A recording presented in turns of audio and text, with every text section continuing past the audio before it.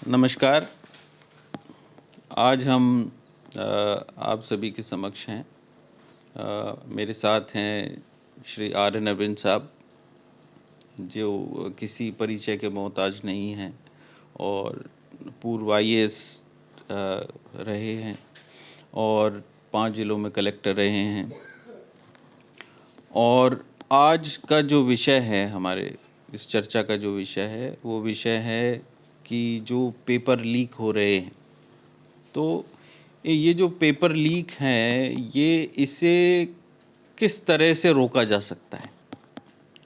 क्योंकि ऐसा अगर मैकेनिज़्म हो जाए कि भाई पेपर लीक ही ना हो, तो युवा पीढ़ी का जो कॉन्फिडेंस है और आज के टाइम में जो है, युवा पीढ़ी भी थोड़ी सी दिग्भ्रमित हो गई है, क्योंकि वो भी पेपर देने से पहले ये सोचते हैं, अरे पेपर, उनके दिमाग में भी रहती है, अरे पेपर कहीं लीक ना हो जाए, कहीं कोई और चीज़ ना हो जाए, और इससे उनके जो करियर में जो है वो डिलेज बढ़ते हैं कि वो आगे से आगे परीक्षाएं, फिर अब नेक्स्ट परीक्षा होगी, दोबारा कब होगी, कैसे होगी, इस पेपर लीक प्रकरण का क्या निपटारा होगा, तो उनका भविष्य जो है एक जगह स्टकअप हो जाता है।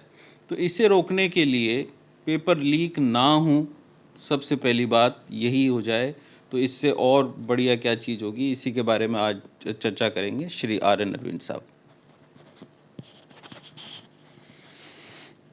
मित्रों, मेरे को प्रशासन में जो मौका मिला, मैं जिन 5 जिलों में कलेक्टर रहा, उनके आज 12 जिले हो गए।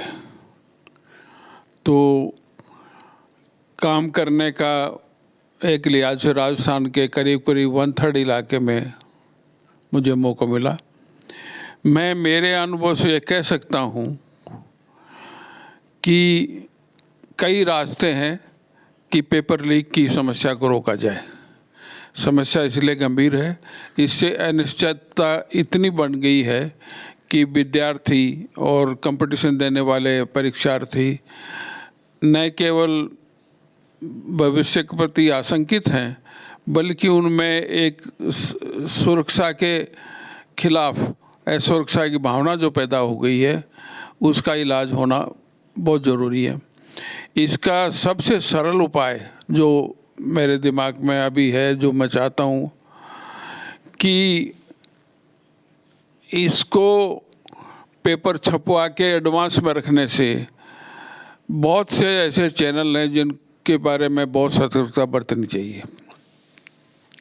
क्या कारण है कि ये पेपर कुछ जगह लीक नहीं होते, जैसे UPSC के पेपर लीक नहीं होते, ये CA की परीक्षा होती है, चार्टर्ड अकाउंटेंट की, ये परीक्षा के पेपर लीक नहीं हुए। इस तरह कई और परीक्षाएं हैं जिनके पेपर लीक नहीं। तो एक तो उनसे सीखना चाहिए कि वो क्या क्या सावधानियां बरतते हैं। दूसरा, एक बहुत सरल उपाय है। आज इंटरनेट की सुविधा ऐसी हो गई है कि आप क्यों ये एडवांस पेपर छपवाते हैं, मत छपवाइए। आप ये कर दीजिए कि परीक्षार्थी 1 घंटे पहले परीक्षा केंद्र पर पहुंच जाएंगे और उसके बाद एंट्री बंद हो जाएगी।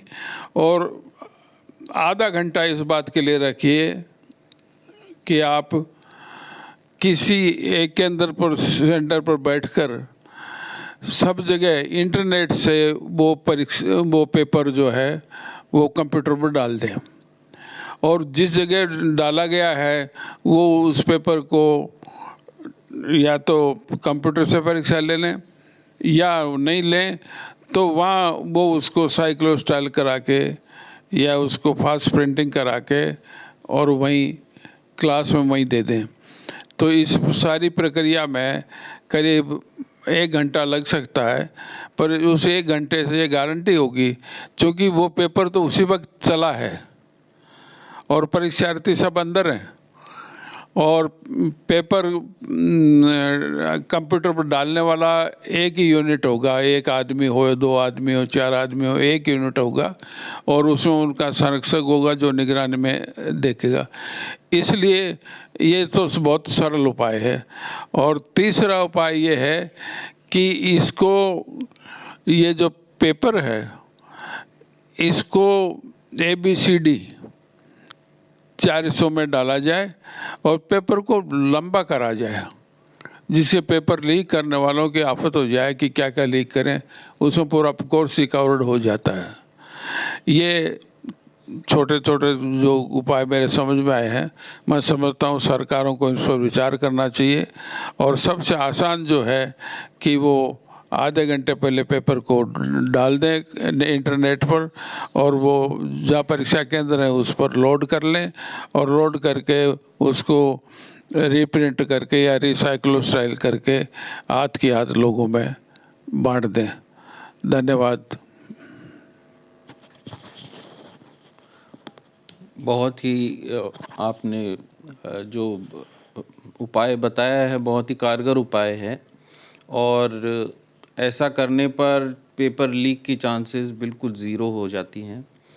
और आज के इस युग में जब टेक्नोलॉजी ने इतना एडवांसमेंट पा लिया है और इस स्तर पर आ गई है, तो ये सब करना बहुत आसान है। और बहुत इसमें मान लीजिए कि 1 घंटे से भी कम समय का टाइम लगेगा या उससे भी और भी कम समय लगेगा, लेकिन ये फुल प्रूफ हो जाएगा कि पेपर लीक नहीं होगा। तो ये इस विचार को हमारे साथ साझा करने के लिए हम सभी आपका बहुत बहुत धन्यवाद करते हैं। और इसी कड़ी में हम और भी बातों के बारे में जो है श्री आनंद अरविंद साहब से चर्चा करते रहेंगे। नमस्कार, जय हिंद। धन्यवाद। जय हिंद।